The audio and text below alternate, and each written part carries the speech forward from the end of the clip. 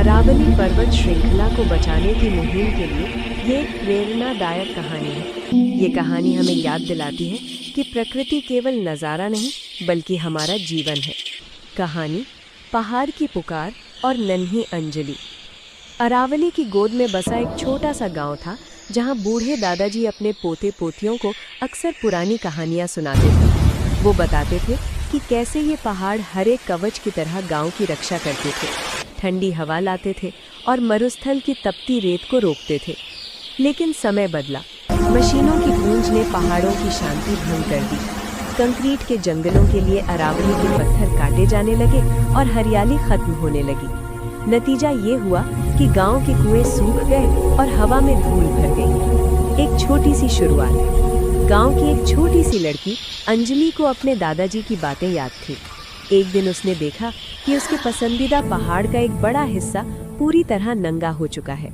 उसने तय किया कि वो चुप नहीं बैठेगी। उसने अपनी गुल्लक तोड़ी और कुछ बीज और छोटे पौधे खरीदे। वो रोज स्कूल के बाद पहाड़ के उस हिस्से पर जाती और एक पौधा लगाती।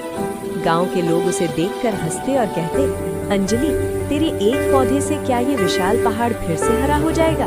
ये तो नामुमकिन है। बदलाव की लहर। अंजलि ने बड़े शांत भाव से उत्तर दिया, ये पहाड़ रातों रात खत्म नहीं हुआ तो रातों रात बचेगा भी नहीं।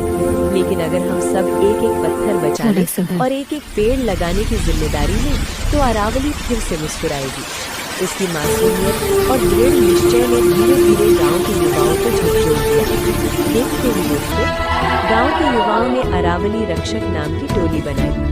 पत्थर माफियाओं के खिलाफ एकजुट होकर आवाज उठाई। हजारों की संख्या में नीम, पीपल और बरगद के पेड़ लगाए गए। आज का सच। कुछ सालों बाद वो बंजर पड़ रहा पहाड़ फिर से चहकने लगा। बारिश का पानी अब बहकर बेकार नहीं जाता था बल्कि हरियाली उसे सोख लेती थी। अरावली ने फिर से गांव को ठंडी हवा और पानी देना शुरू कर दिया। सीख, मॉरल। अरावली केवल पत्थर का ढेर नहीं है, वो उत्तर भारत का फेफड़ा है। अगर अरावली नहीं रहेगी तो रेगिस्तान हमारे घरों तक पहुंच जाएगा। अंजलि की तरह हमें भी ये समझना होगा कि प्रकृति को बचाने के लिए किसी मसीहा का इंतजार न करें, शुरुआत खुद से करें। अरावली है तो हम हैं, इसे बचाना हमारा धर्म है। क्या आप चाहेंगे कि मैं अरावली को बचाने के लिए कुछ प्रभावशाली नारे या सोशल मीडिया के लिए एक अपील तैयार करूं?